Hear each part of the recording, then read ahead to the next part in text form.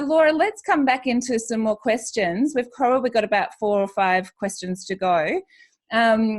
Let's talk about platforms. For someone wanting to create an online course, how should they go about this, and what are the best platforms available? Yeah, this is a really good question, because there's new platforms out all the single time. So I'm going to start by telling you the platform I did for my very first online course. And it was basically, the platform was, I delivered it by email with a Facebook group. Pretty simple. So often in online business, we can get so caught up in the tech and the platforms and all the design stuff that we need. At the end of the day, that can get in the way of what does my customer want and what result do I need to provide them. And at the same time, what's realistic for my business and my cash flow and everything right now. So particularly if we're a type A personality, or, perfectionists and got a bit of OCD, and we want things done perfectly, we think of some of the top online courses that we've done ourselves and think that ours has to be like that straight out of the gate. But I can tell you right now that those courses were not like that straight out of the gate. Delivered by email with an attached PDF or link to a PDF they could download, and a Facebook group or something to support them if they got any questions. So I just wanted to put that out first before I go into platforms, to just make you relax and come down a bit and say, oh, phew, so I don't have to spend $10,000 to build my site straight out at the gate for my very first e-course. Pardon me, I've just got a tickle in my throat. So I hope, I just hope that helps you first. But at the same time, there are some great platforms out there right now that can help you to launch an e-course and have it look like that professional membership site, and everyone will have their easy to log in and everything like that. So there's basically platforms off the shelf that you just pay a low monthly fee to access. So there's Teachable, there's Kajabi that are out there. So they weren't really around when I was a bit of a trailblazer, created my first online course in 2014. So mine were custom built WordPress sites, but basically with what's called an Access Ally. There's a great program behind that. So I can have multiple courses in the same website and people get their logins and everything like that. So I'm very happy with Access Ally. I think I pay an annual fee of about $1,000 for that software. But you can also look at Kajabi and Teachable that have a very low monthly rate that you can use. I like Access Ally too, because I can use it on my own website with my own domain names and things like that as well. But I believe you can do that for Teachable now anyway. But anyway, look into those options. They're kind of like the 3 that I recommend.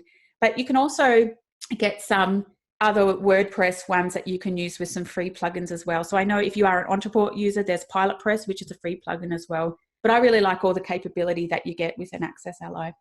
And that's created by Natalie Lucier out of the United States. So you can just, probably just Google Access Ally Natalie Lucier, and you'll come up with all of that. Great.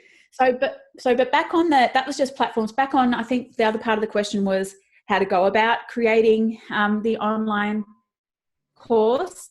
Basically, when you are this would shop in how you actually do that, but really go back to who is your ideal customer, what is the pain point of a problem. So your online course really needs to be solving a problem for them, and you want to have a system for that system for how to solve that problem into a step-by-step process. So you're taking the person that does that course just through the steps to get them the result that solves their problem. So each step can then become an individual module in the course. And obviously you need to do your research and make sure that there is a market for what you're teaching. Resist the temptation to include every single thing that you can think of in the online course. And so many online course creators have just thrown their lifetime of knowledge and experience into an online course and then wonder why no one can finish their course and get the results that you're promising, because they just get so overwhelmed and, oh my gosh, it's just too much. So you want to keep it as simple as possible. Less is more, and just have it that step by step to get them the results. I also want to encourage you to make sure that you cater for all different learning styles in your online courses. So you want to be catering for people that learn visually, auditory, so through sound, and kinesthetic learners, so they learn by doing. So have videos and audios available, as well as worksheets or workbooks to encourage people to take actions and do the work to achieve the result that you're paying for. So in all my online courses, I might have the video where I'm talking direct to camera and showing people things, but they can also download that as an audio and just listen to it in the car or whatever, so they don't have to watch me. I'm an auditory learner myself, so I listen to podcasts and stuff like that. So we find a lot of busy mums like that, if they can just listen while they're doing something, they like to learn that way. But other people like to read, so the workbook with the activities that they can do. But at the same time, if someone just wants to watch the video and just print the worksheet and do it that way, you're catering for those different learning styles. And that's the other last tip that I have on online courses, is to just really make sure that your course is an offer that converts and gets results before investing in it further to scale it and bring it out to the masses. So yeah, just be wanting to look at the numbers of how many, hundreds or thousands of people are hitting that sales page. What's a percentage of that go on to buy it? So kind of like an industry standard percentage, and this might blow you away, it's about 1 to 2% is, if you're tracking about 2% of people that view your sales page to go buy, that's pretty much industry standard for what you're getting. So if you might think, oh my God, I only sold 2 spots on my course, what a failure I am. But then you look, oh my gosh, only 100 people hit the sales page. It's not a conversion issue, it's a traffic issue. So you need to get more eyes on that sales page. So don't ride your course off too early, but at the same time, just do those maths, put it in perspective, what's my conversion rates?